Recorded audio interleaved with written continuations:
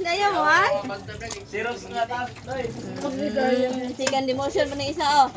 Ah. Mga printer.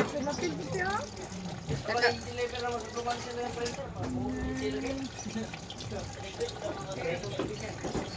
Ayaw niya ibutangan ng naikuan God. Alam niyo man na saan yung batuganan ng manok eh. Habang yung binili ko sa'yo no? Habang mo. Di ba? Hindi ka na nangangamoy wakwak. Gano'n na bibilin mo. Yun yung gamot sa ano. Pangkuan gudte Oo. Si Laila dati. Yan yung si Laila. Bahok yan ang ilok. Wala tayo kayo matimahoan ni Laila. Hintin mo lang yung ganyan ha. Ano?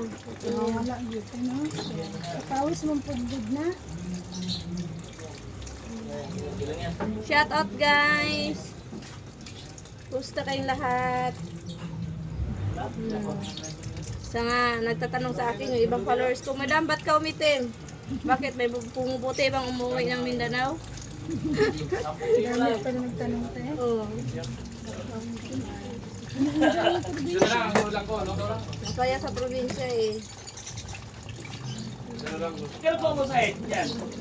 6.5? 4.5? 4,000 lang?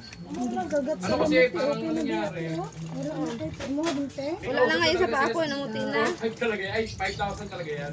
Naman yung sekretarya sa akin nung sabi. Kaya maganda doon sa Ay, buhay wala doon nang sa bawilan. Sinabi mo. bahay. Sabi na yun, no? Sabi sa akin, sige sir, kung kaya mo pumunta dito ngayon. Malapit ka na mag ano di ba Sigurado ko dinte. dyan, napakasama ng kapintuan. Ngayon Doon maganda nagmamadali yung na. bakasyon rin. Hangin dali. Sige po sir, inyo namin po Sa bibili mo mahangin.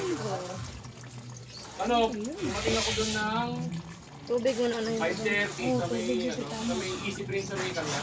Wala nang sa kuwan sa Hindi niya rin, bibili ako ng gamit ng anak ko sa school. Kaya ako naman na parang napunta doon mo kami. Yung iba mo doon. Ikaw ba ang Head, natin? saratan yun pala ito eh.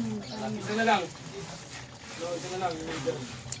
Ay, sabi ko sa kanila yung order na ako. Yun, 4-5. Order ka nila ano? Ano yung kung magkano yung pwede na sila? Pwede sila mga foods mo eh.